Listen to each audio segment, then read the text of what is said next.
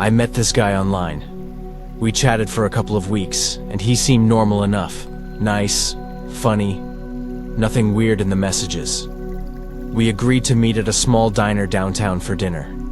The place was quiet when I got there. Just a few people, scattered around. He was already sitting in the booth, looking exactly like his pictures. I smiled and sat down, trying to shake off that little feeling in my gut that something was off. At first, everything went fine. We talked about movies, work, hobbies, but then I noticed he didn't really look me in the eyes. His gaze would drop to my mouth or my hands like he was studying me. That made me a bit uncomfortable, but I told myself maybe he was just shy. The waiter came and we ordered. The smell of fried food and coffee filled the air. It smelled normal, nothing bad. But then the silence came. Not the comfortable silence, but a thick, heavy one. He stopped talking altogether and just stared at me, not blinking much. His eyes were dark, almost too dark. I tried to say something, anything, but he didn't respond. I started to feel my skin crawl. My fingers were tapping nervously on the table. The sound of the old clock on the wall felt louder than it should. Then, out of nowhere, he reached across the table and gently touched my hand. It was cold. I pulled back quickly, and he smiled, only it wasn't friendly. His smile was slow and strange, like he was hiding something. I decided I needed to leave. I told him I had to go and stood up fast. That's when I saw it. In his pocket, a small folded piece of paper. I caught a glimpse of a name written on it. It wasn't mine. It was some other girl's name. I didn't want to ask about it. I just left. Outside, the night air felt sharp and cold. I looked back once, and he was still sitting there, staring at the empty booth like he was waiting for someone else. I never told anyone about it. But sometimes I still wonder, who was that girl, and what was he really waiting for?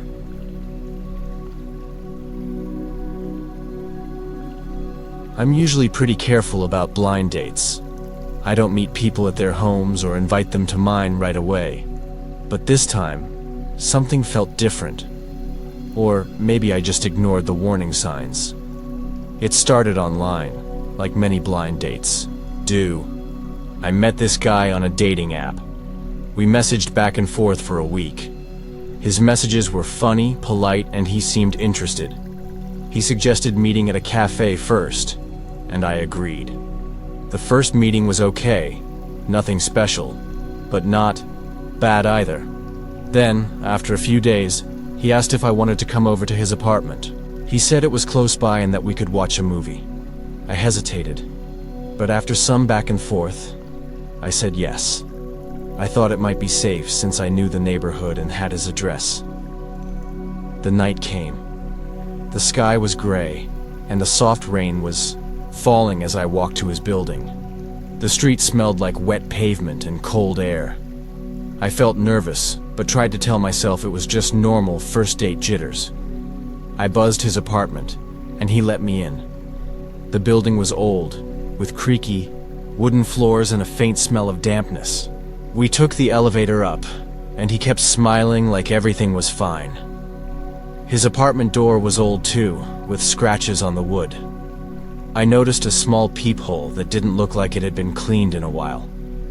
Inside, the apartment was dim. The curtains were drawn tight, and only a few lamps gave off a yellow light.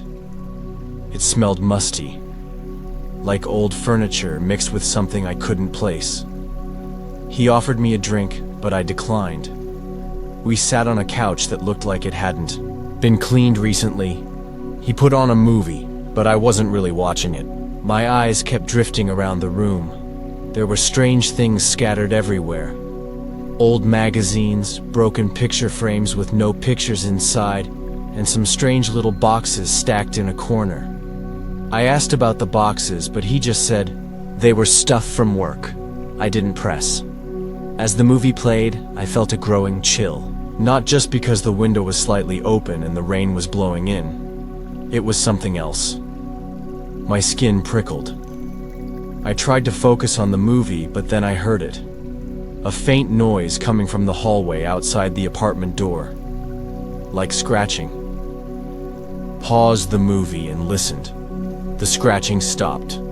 I told him I thought I heard something. He shrugged and said it was probably just the old pipes or maybe a rat. But then it happened again, this time, louder, like someone or something was trying to get in. I felt my heart race. I asked if he lived alone, and he nodded. No roommates, no pets. I started feeling trapped. I looked at the door and noticed something, a thin gap under it. And from the crack, I could see a shadow move just a little. It was too big to be a rat. I told him I had to leave. I stood up and reached for my coat. That's when he smiled again. But it wasn't the friendly smile from before. It was colder, like a mask dropping. "Wait," he said quietly. "Don't go yet." I grabbed my purse and moved toward the door. As I touched the handle, I felt it.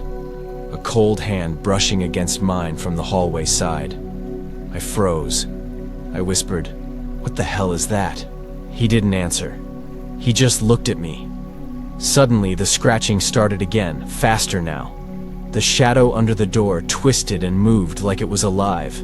I yanked the door open and looked down the dim hallway. It was empty.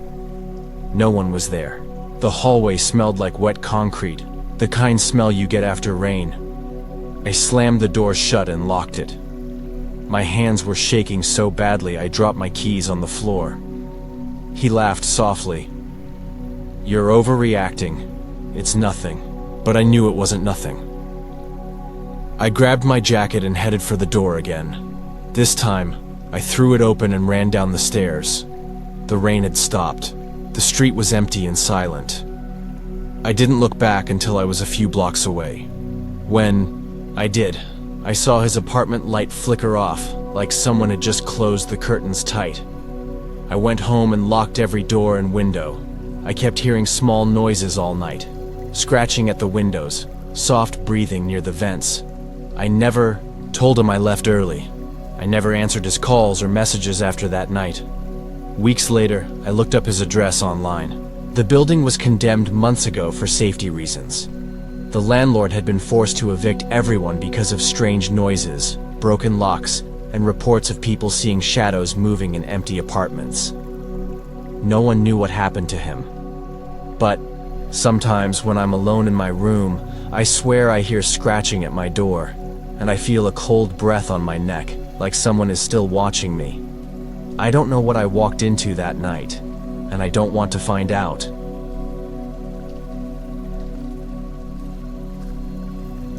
It started as a normal night. I met this guy through a friend's recommendation. She said he was nice, funny, and that I should give him a chance. We agreed to meet at a bar downtown, somewhere public and casual. I wasn't too excited, but figured it couldn't hurt. The bar was busy, with the usual noise of glasses clinking and people talking. He was already there when I arrived, sitting in a booth near the window. He smiled and waved me over. His name was Jason, and he seemed friendly enough. We talked for an hour or so, sharing stories and laughing. I liked how easy the conversation felt. When it got late, Jason said he'd drive me home since the buses stopped running soon. I hesitated but agreed. I figured it was safer than walking alone at night. We walked out together. The air was cold and smelled like wet leaves and gasoline. The streetlights flickered, casting long shadows on the sidewalk. Jason unlocked his car, a dark sedan, and we got inside. The inside of the car smelled faintly of cigarette smoke and something else I couldn't place. Jason turned on the heater and warm air filled the space. As we drove, the roads grew quieter. The usual city sounds faded, replaced by the hum of the engine and the soft radio playing some old songs. Jason didn't say much, He kept his eyes on the road, but sometimes glanced at me from the corner of his eye. After about 15 minutes, I realized we weren't on the route I expected. I asked, "Are you taking a different way home?" Jason smiled but didn't answer. His smile was slow, almost forced. I felt a chill crawl down my spine. The street lights started to disappear, and we drove onto a narrow road lined with tall trees. It was the kind of road people usually avoided at night. "Where are we?" I asked, trying to keep my voice steady. "Just a shortcut," he said softly. The car's headlights barely lit the dark trees on either side. I could hear the wind rustling the leaves, and once a branch tapped against the windshield. My heart started to beat faster. I wanted to say I wanted to get out, but my voice was stuck. Suddenly, Jason slowed the car to a stop. The engine hummed quietly. I looked at him, but his face was calm, too calm. "Why did you stop?" I whispered. He didn't answer. He just stared ahead. Then slowly, he reached into the glove box and pulled out a small knife. I froze. "Jason, please," I said, my voice trembling. He smiled again, that cold, slow smile. "Relax, I'm not going to hurt you." But I didn't believe him. I didn't know what to do. Then, I heard it. A faint noise coming from the back seat. I turned my head slightly and saw a shadow moving there, something small and fast. The car door opened a crack, letting in the cold night air. My skin prickled as the wind whispered through the trees. Jason looked at me, then back at the shadow. "See? You're not alone." I blinked. The shadow was gone. "Who's there?" I asked, my voice barely more than a whisper. Jason didn't answer. Instead, he leaned forward and turned off the engine. The car was quiet except for the soft sounds of the forest around us. Crickets, the rustling of leaves, and the distant call of an owl. I tried to open my door, but the lock was stuck. Jason's hand was on the button, holding it down. "Let me out," I said firmly, trying not to panic. He didn't move. The shadow appeared again, this time clearer. It was a dog, thin, dirty, with glowing eyes that reflected the car's dim light. It snarled softly, showing sharp teeth. I swallowed hard. The dog didn't look friendly. Jason reached into his pocket and pulled out a leash. He clipped it onto the dog's collar, then turned to me. "Don't worry, he's harmless," Jason said. I didn't believe him. The dog growled low, closer to the window. I could smell its wet fur and something metallic, maybe blood. Suddenly, Jason opened the door and stepped out. The dog jumped out too, circling the car. I tried to start the engine again, but nothing happened. Jason came back inside and sat next to me. "You're not going anywhere," he said softly. I was terrified. I tried calling for help, but my phone was dead, no signal. The dog kept pacing outside, its eyes watching every move. "Why are you doing this?" I asked, voice shaking. Jason's smile disappeared. He looked down, then back at me. "I like control," he said simply. Time felt like it stretched forever. I didn't know what to do. The dog barked suddenly, loud and sharp. I jumped. Jason laughed quietly. "Relax, you'll be fine." But I didn't believe him. I looked around the car. The windows were fogging up from my breath. The air smelled stale, like something had been left in the car for too long.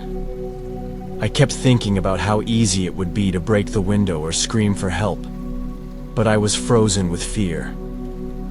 Suddenly, the dog stopped barking and sat quietly outside the door. It looked at me, head tilted, eyes glowing softly. Jason reached over and scratched the dog behind its ears. "Good boy," he whispered. I didn't move. After what felt like hours, Jason started the car again. The dog jumped inside, settling between us. We drove back toward the city, the trees disappearing and the streetlights coming back. Jason dropped me off outside my apartment without another word. I didn't look at him. I just ran inside and locked every door and window. That night I couldn't sleep. I kept hearing the sound of paws tapping on the pavement outside my window. I never replied to Jason's messages. And sometimes, when I'm alone, I swear I see a pair of glowing eyes watching me from the dark. I don't know if it's the dog or something worse, but I'm still scared.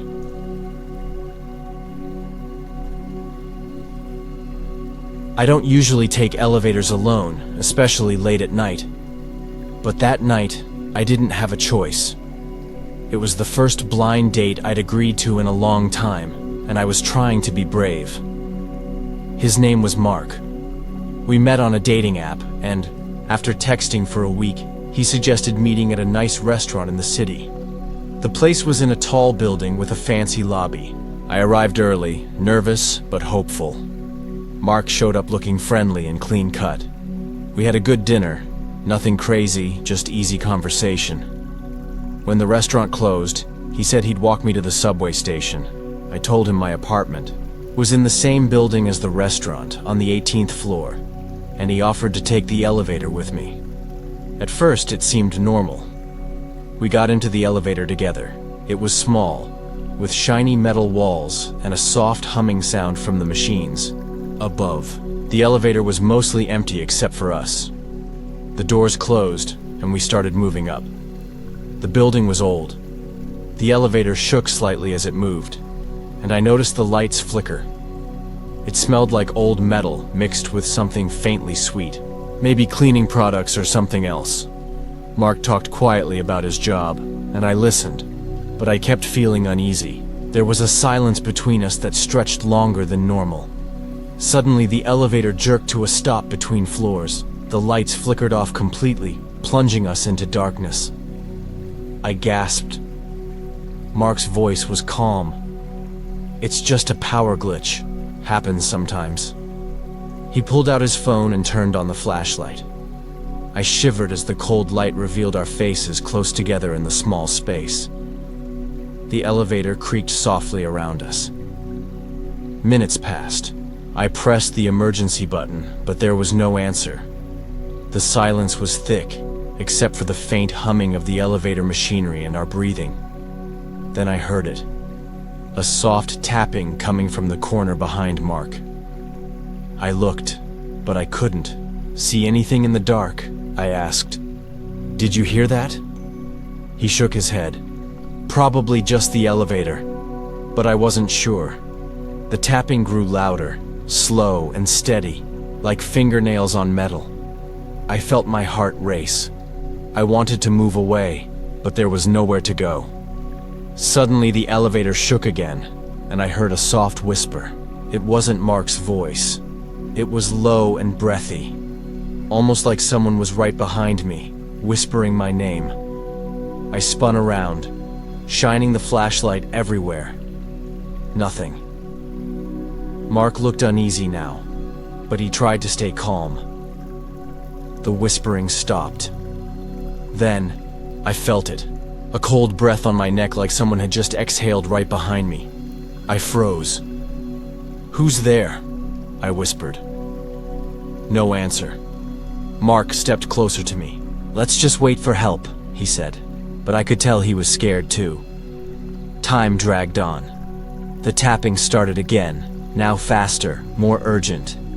Then I noticed something strange on the floor. A wet, dark smear that wasn't there before. It looked like blood. My stomach turned. I asked Mark if he saw it, but he didn't respond. The elevator jolted violently and the lights flickered back on. We were back on the ground floor. The doors opened, but the hallway outside was empty and silent. I ran out without looking back.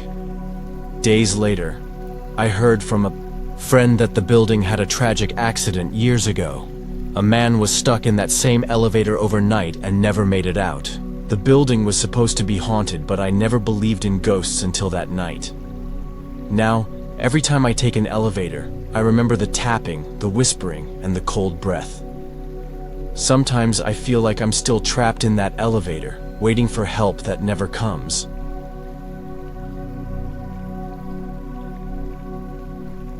I agreed to meet Jake because I was tired of swiping on dating apps with no real connection. We matched, talked for a few days, and he suggested we meet at his place. I was nervous, but he sounded normal, and I wanted to try something different. Jake's apartment was in a quiet neighborhood, an old but neat two-story house with a small porch. It was about 8 p.m. when I arrived. The street was empty. The air smelled faintly of rain and damp earth. He opened the door quickly and smiled, inviting me inside. The house was dimly lit with warm yellow lights. It felt cozy at first. He showed me around the living room and kitchen. We sat on the couch, talking about our favorite movies and music. Jake was charming, and I started to relax. After a while, I noticed the house was too quiet. No hum of a refrigerator, no ticking clock, not even the usual creaks and groans old houses make. "Do you live here alone?" I asked. Jake nodded. "Yeah, just me." But something felt off. Suddenly, I heard footsteps upstairs. Slow, deliberate, like someone was walking around. I froze. Jake looked at me confused. "What's wrong?" "Did you hear that?" I whispered. He shrugged. Probably the neighbors, but I wasn't convinced. The footsteps continued, slow, heavy, pacing, back and forth. I asked him again, "Are you sure you live here alone?" He smiled, a little too wide. Of course. I felt my heart pounding. I told him maybe it was late and we should call it a night. He insisted I stay a bit longer. Then the lights flickered and the air turned cold. I pulled my jacket tighter around me. Suddenly I heard a whisper, soft, barely audible. It sounded like a woman's voice, saying, "Leave, now." I looked around, but the room was empty. Jake laughed nervously. "Old houses make noises," he said. But I didn't believe him. I stood up and walked toward the stairs, trying to shake the feeling. As I reached the bottom step, I saw a shadow move upstairs, quick and dark. "Who's there?" I called. Out, no answer. I told Jake I wanted to leave. He nodded, but as we headed to the door, it slammed shut by itself. I jumped. Jake frowned, looking around. "I swear, it wasn't me," he said. I tried to open the door, but it was stuck. The windows were locked tight. Then the whisper came again, louder this time. "Leave, before it's too late." The air grew colder and I could see my breath. Jake looked pale. "Maybe it's just the wind," he said, but his voice shook. Suddenly, upstairs, I heard a loud bang, like something heavy falling. I grabbed Jake's arm. "What was that?" He didn't answer. We heard footsteps coming down the stairs, heavy, slow, and not like Jake's. The whisper turned into a soft sobbing. Jake reached for his phone. No signal. The lights flickered again, and then went out completely. We were plunged into darkness. I could hear breathing, deep and slow, but not ours. I felt something cold brush past my arm. Panic took over. I screamed for Jake, but he was silent. The footsteps stopped just outside the living room. Then, the door to the kitchen creaked open slowly. A faint glow appeared, like moonlight through a cracked window. I squinted, but saw nothing. Suddenly, the kitchen light snapped on, revealing an empty room. But the feeling of being watched was crushing. Jake grabbed my hand, pulling me toward the back door. It opened easily. This time, we ran into the night, not looking back. I never texted him again.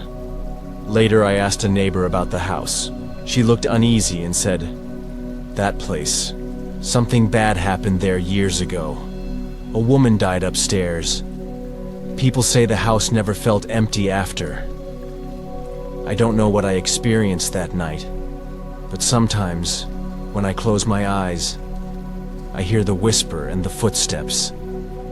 And I wonder if whatever is there is still waiting for the next visitor to not leave.